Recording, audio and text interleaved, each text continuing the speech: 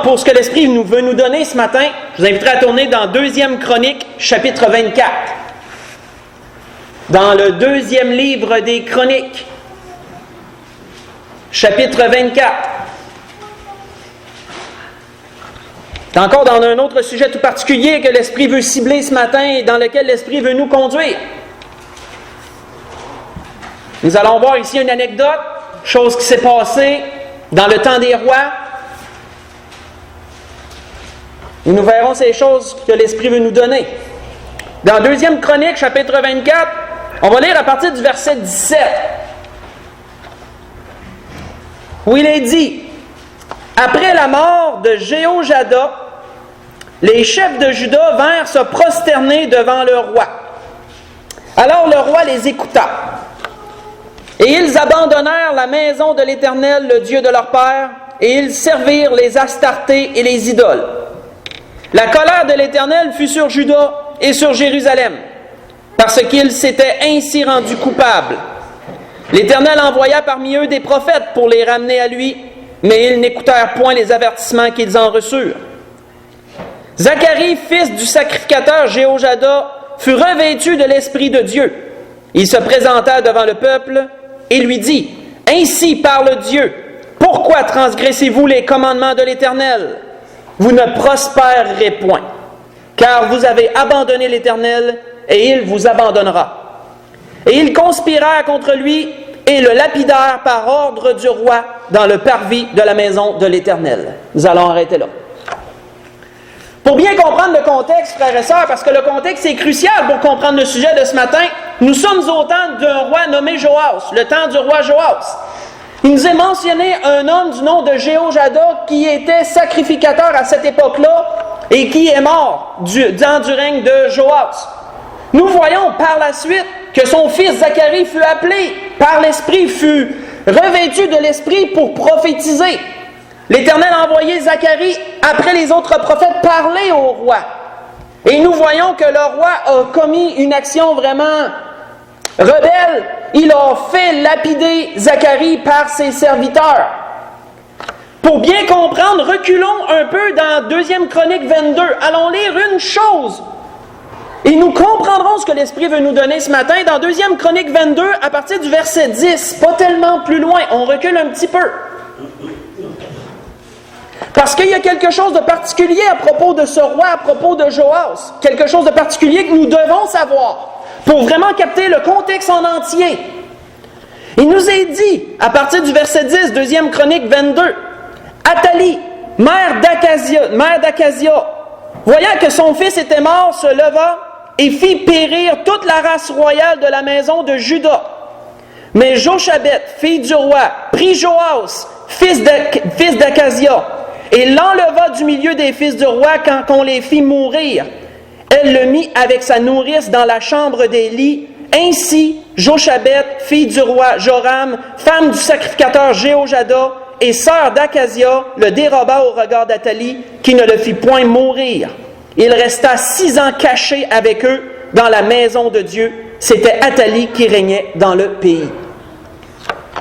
Nous voyons précédemment quoi? Nous voyons que la grand-mère de Joas, lorsque son fils, qui se trouve être le père de Joas, est mort, elle a convoité le trône pour elle.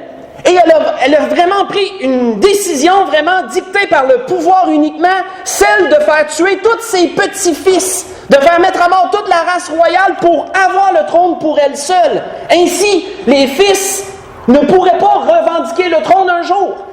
Mais nous voyons que 2 personnes ont été vraiment courageuses.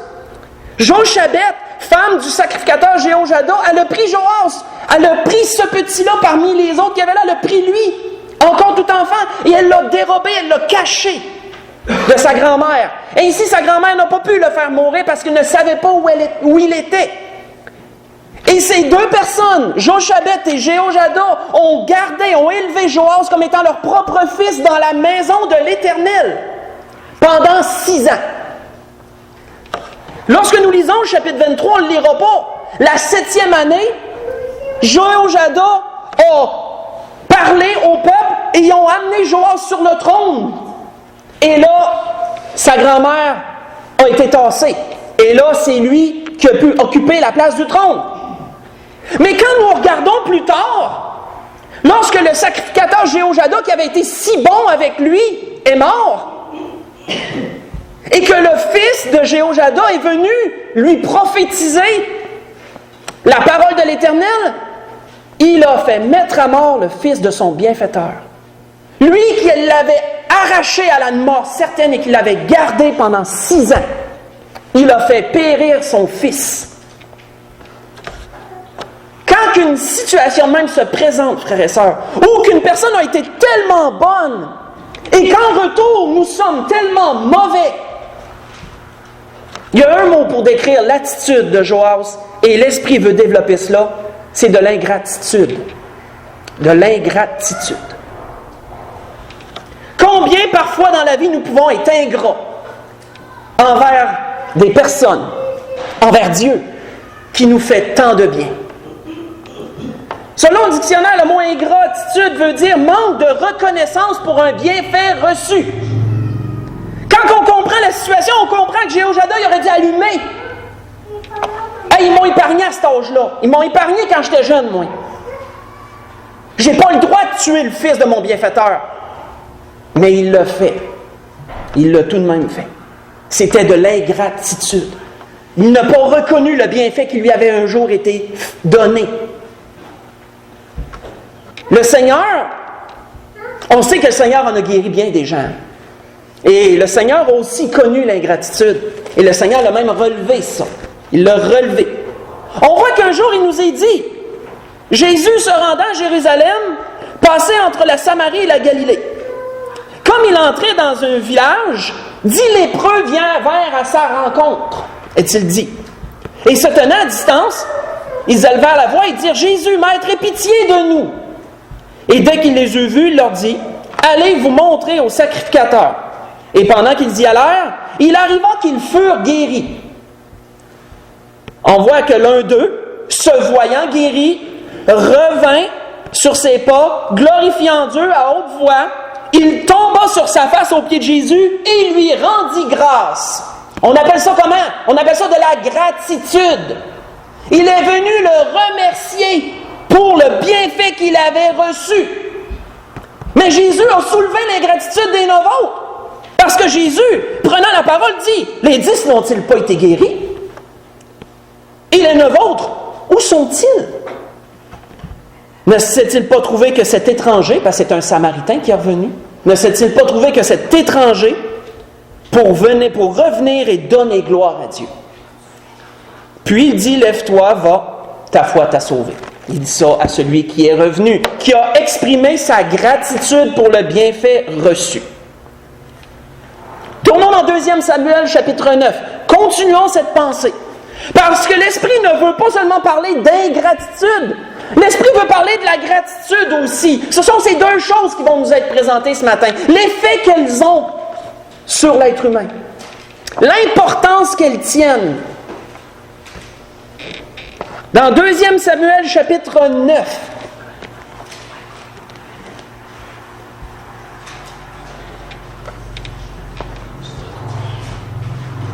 Nous lirons à partir du verset 1.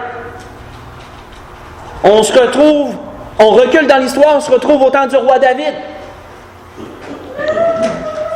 Comme on le sait, Saül était mort. Où nous sommes rendus, Saül est mort, c'est David qui a pris la place sur le trône.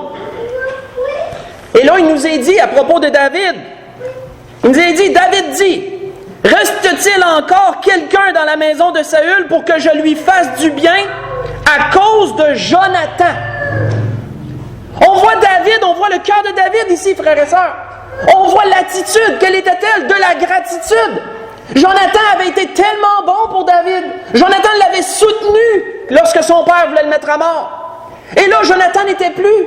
Mais David tenait à exprimer sa gratitude. Il dit, est-ce qu'il reste quelqu'un dans la lignée? Est-ce qu'il reste quelqu'un dans la maison de Saül pour que je lui fasse du bien à cause de Jonathan? Il y avait un serviteur de la maison de Saül nommé Tsiba. On en a parlé dernièrement de lui. Et on voit que Tsiba, que l'on fit venir auprès de David, le roi lui dit, « Es-tu Tsiba? » Il répondit, « Ton serviteur. » Le roi dit, « N'y a-t-il plus personne de la maison de Saül pour que j'use envers lui de la bonté de Dieu? » Et Tsiba répondit au roi, « Il y a encore un fils de Jonathan, perclus des deux pieds, des pieds. » Le roi lui dit, « Où est-il? » Et Tsiba répondit au roi, « Il est dans la maison de Makir, fils d'Amiel, à Lodbar. » Le roi David l'envoya chercher dans la maison de Makir, fils d'Amiel, à Lodbar. Et Méphibosheth, fils de Jonathan, fils de Saül, vint auprès de David, tomba sur sa face et se prosterna. Et David dit, « Méphibosheth » Il répondit, « Voici ton serviteur. » David lui dit, « Ne crains point, car je veux te faire du bien à cause de Jonathan, ton père. » Je veux te faire du bien à cause de Jonathan, ton père. Je te rendrai toutes les terres de Saül, ton père, et tu mangeras toujours à ma table. Il se prosterna et dit, « Qu'est ton serviteur pour que tu regardes un chien mort tel que moi? » Nous allons arrêter là. Combien, frères et sœurs, l'ingratitude peut faire mal? Peut avoir des effets néfastes pour nous, mais combien la gratitude peut faire du bien à celui qui la reçoit? Par contre, lorsqu'un bienfait est reconnu et que nous exprimons ce que nous appelons de la gratitude, parce que nous avons reconnu un bienfait, parce que nous nous en souvenons, et nous avons vu à quel point une personne a été bonne, combien ça fait du bien à la personne qui la reçoit. On voit ici une grande chose qui a été accordée à Méphibosheth, de toujours manger à la table du roi. Pourquoi? Parce que Jonathan un jour avait été bon et David s'en souvenait et voulait exprimer sa gratitude pour ça. On voit qu'un jour, après la mort et la résurrection du Seigneur, on connaît l'apôtre Paul, et un jour l'apôtre Paul, lui, a été persécuté, comme nous le savons, par les Juifs. L'apôtre Paul il a été persécuté par les Juifs.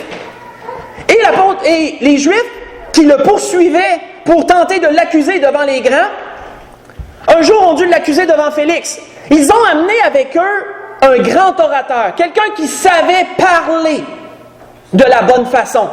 Parce qu'on sait que lorsque la langue est comme la plume d'un habile écrivain, comme David le disait, disons que tu peux bien engager bien des choses. Et là, Tertulle, le nom de l'orateur en question que les Juifs avaient amené, a parlé à Félix et la façon qu'il a abordé Félix était très sage. Il a dit ceci, il a dit « Très excellent Félix, tu nous fais jouir d'une paix profonde. » Parce que Félix était juge dans une portion d'Israël. Il était gouverneur et il devait juger les causes. Donc le bonheur des Juifs dépendait un peu de cet homme, de ce gouverneur. Et Tertulle dit « Très excellent Félix, tu nous fais jouir d'une paix profonde. Et cette nation a obtenu de salutaires réformes par tes soins prévoyants. C'est ce que nous reconnaissons en tout partout avec une entière gratitude, disait-il. Vous voyez ça dans les Actes chapitre 24, verset 3. Actes chapitre 24, verset 3. On voit que Tertulle a cru bon d'exprimer à Félix la gratitude que les Juifs avaient pour ses bons soins, pour ce qu'il faisait pour eux, avant d'engager avec les accusations contre l'apôtre Paul. Mais on n'ira pas là-dedans. Lorsque nous savons, frères et sœurs, exprimer notre gratitude, combien cela va disposer la personne qui est devant nous à nous écouter? Combien cela va disposer la personne qui est devant nous à nous faire encore des bienfaits, à encore être bonne envers nous? Parce qu'on sait, Dieu ne veut pas nécessairement qu'on exige de la gratitude, mais lorsqu'on en a, combien ça fait du bien? On voit que la gratitude a une grande influence. Elle a une grande influence. Mais ce que l'Esprit veut nous amener, la pensée que l'Esprit dans laquelle veut nous faire cheminer un peu, c'est pourquoi on serait ingrat. Pourquoi c'est l'ingratitude qui vient? Il y a des choses qui amènent de l'ingratitude. Il y a des choses qui peuvent nous amener à être ingrats. Envers nos proches, envers notre prochain, envers Dieu surtout aussi. Et l'Esprit veut nous faire relever ces choses afin de nous mettre en garde. Retournons dans 2 Chroniques 24. Où c'est qu'on a tiré l'introduction? Il y a un verset qu'on n'a pas lu et ça va tout mettre en lumière. Qu'est-ce qui est arrivé? Pourquoi Joas n'a pas exprimé sa gratitude, n'a pas agi avec gratitude envers Zacharie? Si on retourne dans 2 Chroniques 24, nous allons juste lire le verset 22 cette fois-ci. On a arrêté au verset 21. Le verset 22 nous met en lumière une chose. Le verset 22 nous dit, après qu'au verset 21, il dit « Et ils conspirèrent contre lui et le lapidèrent par ordre du roi dans le parvis de la maison de l'Éternel. » Le verset 22 nous dit « Le roi Joas ne se souvint pas de la bienveillance qu'avait eue pour lui Jéhojada, père de Zacharie, et il fit périr son fils. Et Zacharie dit en mourant que l'Éternel voit et qu'il fasse justice. » Nous allons arrêter là. Il ne se souvint pas, frères et sœurs. En d'autres mots, il avait oublié. Il avait oublié la bonté qui lui avait été donnée par Jéhojada. Quand on pense au mot oublier, il peut prendre plein de sens, le mot oublier. Il y a beaucoup de sens différents à ce mot. On peut l'appliquer à plusieurs sauces, comme on dit. Mais entre autres, oublier veut dire ne point conserver de reconnaissance. J'ai oublié de le remercier. Ça ne veut pas dire que tu as oublié qu'est-ce qu'il a fait. Parce que justement, tu sais que tu dois quelque chose d'une façon. J'ai oublié de le remercier. Tu as oublié d'exprimer ta reconnaissance. Certainement que Joas s'est souvenu toute sa vie de ce que Jéhojada avait fait pour lui. Mais à ce temps-là, quand ça s'est arrivé, il a oublié ce qui lui avait été donné. Il a manqué de reconnaissance. Il n'a point conservé sa reconnaissance. Lorsque, frères et sœurs, nous perdons de vue la valeur, la grandeur, l'importance d'une chose qui nous a été faite, l'ingratitude peut survenir. Il peut arriver dans la vie qu'on nous fasse du bien. Et gloire à Dieu que ça arrive. Mais qu'il peut arriver aussi qu'on oublie la grandeur de ce qu'on nous a déjà fait à un moment donné. Avec le temps, l'être humain ici fait, on peut tranquillement, le souvenir s'estompe, puis on perd de vue la grandeur de ce qu'on a déjà fait pour nous. Une personne peut avoir fait une chose tellement grande pour nous pendant un temps ou pendant un laps de temps. Puis oui, avec le temps, si on perd la grandeur, la valeur de ce qu'elle avait fait, l'importance, on peut devenir ingrat envers la personne. On voit que Salomon, dans l'Ecclésiaste, avait exprimé cela. Salomon, il avait dit ceci, « J'ai encore vu sous le soleil... » C'était à cet endroit-là, attendez, à partir de... Non, il dit, « J'ai aussi vu sous le soleil ce trait d'une sagesse qui m'a paru grande. Il y avait une petite ville, avec peu d'hommes dans son sein. Un roi puissant marcha sur elle, l'investit et il éleva contre elle de grands forts. Et il s'y trouvait un homme pauvre et sage, qui sauva la ville par sa sagesse. Et écoutons la fin du discours. Et personne ne s'est souvenu de cet homme pauvre, disait Salomon. Et là, Salomon, en voyant cela, j'ai dit, la sagesse vaut mieux que la force. Cependant, la sagesse du pauvre est méprisée. Et ses paroles ne sont pas écoutées. Vous voyez cela dans les Ecclésiastes, chapitre 9, j'ai lu du verset 13 au verset 16. Qu'est-ce qui est arrivé à cet homme pauvre? La ville a été ingrate envers lui. À cause de lui, elle avait été sauvée. Et la ville ne s'est pas souvenue de cet homme pauvre. C'est de l'ingratitude, ça. Si vous voulez le lire pendant la semaine, vous pourrez voir Psaume 78. Lisez-le en entier. Mais attardez-vous entre autres sur le verset 11. Verset 40 au verset 43 aussi. Attardez-vous sur ces versets. Et vous allez voir comment Dieu soulève par Asaph, qui a composé quelques psaumes, comment Dieu soulève l'ingratitude de son peuple envers lui. Parce qu'Asaph, il décrit tout ce que Dieu avait fait pour eux dans le désert. Tous les bienfaits que Dieu leur avait accordés. Et il mentionne à 2 reprises qu'ils ne se souvinrent pas des bienfaits que Dieu avait fait pour eux. Comment pouvaient-ils pas s'en souvenir? Est-ce qu'ils avaient carrément oublié? Est-ce qu'ils ne se souvenaient plus que la mer Rouge était ouverte? Ça se peut pas se souvenir de ça. Pourquoi l'avaient-ils oublié? Ils avaient manqué, comme on l'a vu tantôt, ils avaient manqué de conserver la reconnaissance. Ils avaient perdu de vue la grandeur de ce que Dieu avait fait. Et perdre cela de vue avait amené à devenir ingrat envers Dieu. En murmurant contre Dieu, en faisant ci, en faisant ça, toutes les choses que le peuple a fait dans le désert. Vous voyez tout ça dans le psaume 78. Ça, c'est une raison. Quand on perd de vue un bienfait reçu, la grandeur de celui-ci, on peut devenir ingrat. Une deuxième. Allons voir une deuxième raison. Tournons dans 2 Samuel 3. On continue. 2 Samuel, chapitre 3.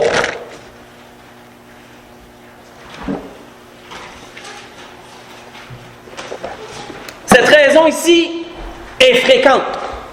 Elle est fréquente.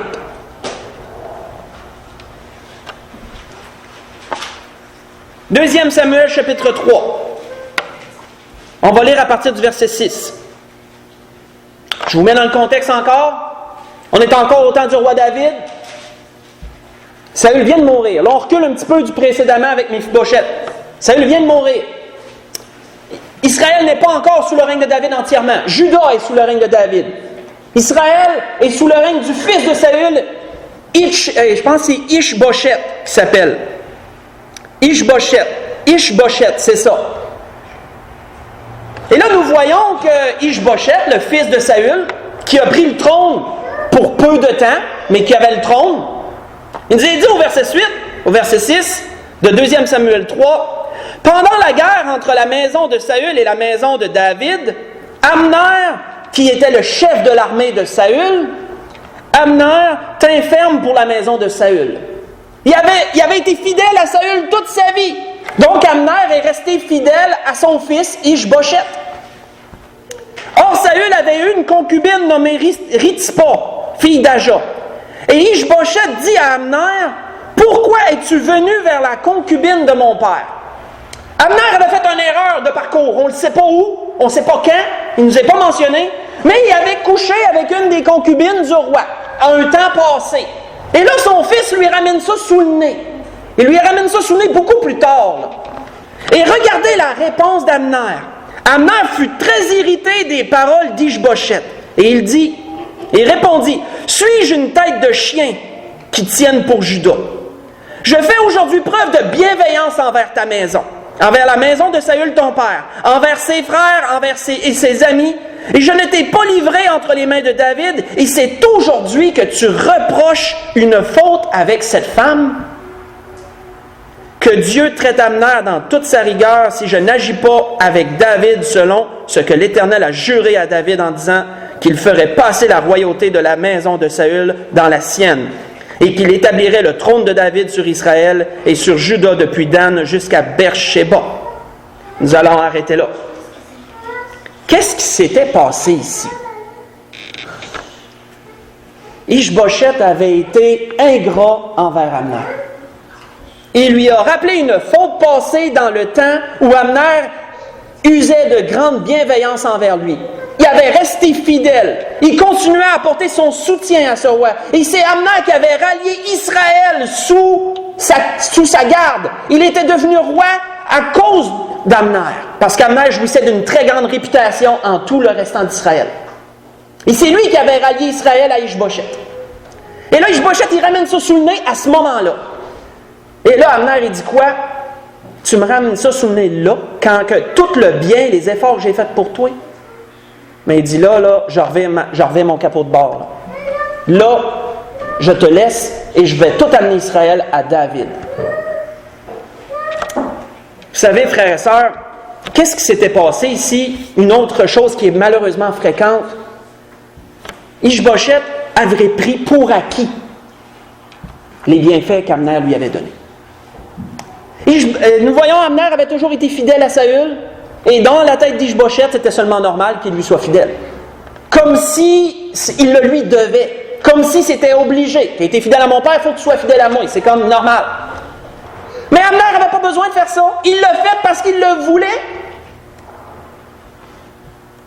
Le Seigneur a aussi soulevé ce fait-là. Comment qu'on peut prendre des choses pour acquis? Le Seigneur l'a amené dans un autre sens, mais nous le reconnaîtrons. Le Seigneur amène un exemple en disant, qui de vous, ayant un serviteur qui laboure ou paie les troupeaux, lui dira quand il revient des champs, approche-toi vite et mets-toi à table. Ne lui dira-t-il pas au contraire, prépare-moi à souper, ceins-toi et sers-moi jusqu'à ce que j'ai mangé et bu. Après cela, toi tu mangeras et tu boiras. Et là, le Seigneur apporte la logique. Doit-il de la reconnaissance à ce serviteur parce qu'il a fait ce qu'il était ordonné? Vous voyez ça dans Luc chapitre 17, j'ai lu du verset 7 au verset 9. Simplement, le Seigneur amenant simplement la logique que, est-ce que le maître doit avoir de la gratitude envers le serviteur qui lui appartient? Le Seigneur disait non. Le serviteur était obligé de faire ça. C'était juste normal, c'était ce qui était ordonné. Le maître pouvait prendre pour acquis que le serviteur allait faire ce qu'il devait faire parce que c'était juste normal qu'il en soit ainsi. Quand on prend pour acquis une chose, il va arriver fréquemment qu'on va être ingrat. Parce qu'on se dit, c'était juste normal. Mais avons-nous toujours raison de penser ça? Pas vraiment. Pas vraiment. Combien, trop souvent, frères et sœurs, on prend pour acquis des bienfaits qu'on nous fait? Et les personnes n'ont pas à le faire. Ils le font parce qu'ils le veulent. Mais nous, on le prend pour acquis. Pensez juste aux enfants. Le meilleur exemple. Combien des enfants peuvent être ingrats envers leurs parents? Parce qu'ils n'ont pas la maturité, premièrement. Ils n'ont pas la maturité de capter toute la valeur de ce que le père et la mère font pour eux, les sacrifices, etc. Et combien qu'après ça, ils peuvent leur ramener sous le visage qu'ils ne sont pas des bons parents, qu'ils sont le pire maman, la pire papa qui existe. C'est de l'ingratitude à plein, ça. Ils n'ont pas la maturité de capter tout ça, malheureusement. Mais aussi, quoi, les enfants prennent pour acquis. C'est normal, t'es mon père, t'es ma mère. C'est normal que tu fasses ça. Pour moi, tu dois m'élever, je veux dire, tu dois faire que t'es un père et une mère. Mais les parents le font. C'est sûr qu'ils ont un minimum pour les enfants, c'est normal, là, on est des parents. Mais tout ce que les parents font, ils le font par amour. Ils le font mais ils ne sont pas obligés d'en faire autant, les parents. S'ils le font, ils le font par amour. Et combien, frères et sœurs, sûrement ça vous est arrivé que plus tard, lorsque vous aviez vieilli, maturé, là, vous avez réalisé, hey, wow, ils en ont fait pour moi, mes parents, des choses. Je peux vous dire qu'il y a un moment donné, moi, j'ai fait le déclic avec les miens. J'ai tellement plus de respect pour eux autres que j'en ai eu à mon adolescence. Vraiment, j'ai honte des fois quand je réfléchis à des choses que j'ai faites à mes parents dans mon adolescence. Pour tout ce qu'ils faisaient pour moi. C'était de l'ingratitude à plein. Mais je ne réalisais pas. Je n'avais pas la maturité pour tout capter ça. Maintenant, je l'ai et je me reprends, on pourrait dire. Mais mes parents comprennent ça. L'amour efface une multitude de péchés que la Bible dit, hein?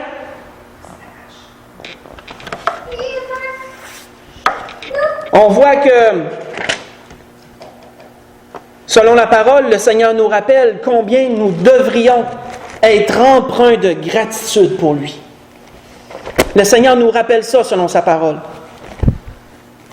On voit le Seigneur, par la bouche de l'apôtre Paul, dire aux Colossiens, « Et que la paix de Christ, à laquelle vous avez été appelés pour former un seul corps, règne dans vos cœurs. » Et il termine en disant, « Et soyez reconnaissants. » disait l'apôtre Paul. Vous voyez ça dans Colossiens chapitre 3, verset 15. « Et soyez reconnaissants. » Soyez remplis de gratitude pour ce que le Seigneur a fait un jour pour vous. Ne perdez pas de vue la valeur de ce que le Seigneur a fait. Ne prenez pas pour acquis qu'il devait le faire. Parce que ces deux choses-là vont amener à être ingrats, à ne pas reconnaître le bienfait qui nous a été donné. Et tous les bienfaits que le Seigneur rajoute quotidiennement dans nos vies aussi, par la suite.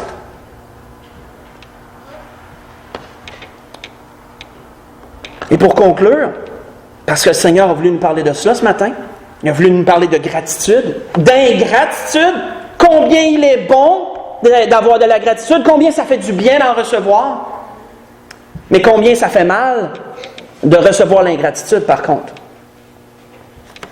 Combien ça peut être douloureux à supporter. Et on en reçoit dans une vie de l'ingratitude. Quand on est parent, on en reçoit. On en reçoit après aussi, mais quand on est parent surtout. La gratitude fait du bien. Le Seigneur voulait nous mettre en lumière ces choses ce matin pour nous rappeler qu'on doit être empreint de gratitude envers Dieu. On doit être reconnaissant. Et frères et sœurs, comme nous le verrons, pour conclure, la reconnaissance, c'est premièrement parole. Hein? Quand quelqu'un fait quelque chose pour nous autres, la moindre chose, c'est de dire merci. C'est de la gratitude, ça, de dire merci. C'est le départ de la gratitude. C'est le point de départ. On commence là. Hein? On sait que les 9 lépreux sur 10, hein, ils s'étaient pas revenus. Il y en a un qui était venu se prosterner puis il a remercié le Seigneur. La Bible nous dit qu'il est venu rendre grâce à Dieu, mais il est venu remercier Jésus de l'avoir guéri. Les 9 autres sont jamais revenus. Ingrat au bout. Pour conclure, tournons dans Hébreux chapitre 12 pour conclure ce que l'Esprit a voulu nous donner ce matin sur ces choses. Dans Hébreux chapitre 12, nous irons à partir du verset 28. Juste dans le fond, à partir, c'est le verset 28, c'est le verset qui clôt le chapitre 12 du livre d'Hébreux.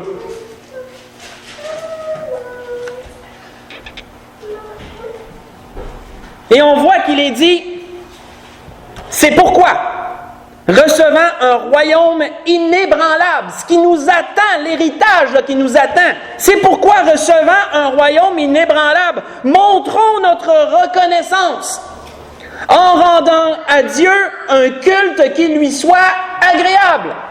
Qu'est-ce que vous faites lorsque vous vous présentez ici à tous les dimanches? Vous montrez votre reconnaissance, vous montrez votre gratitude pour ce que le Seigneur a fait, pour ce que le Seigneur fera.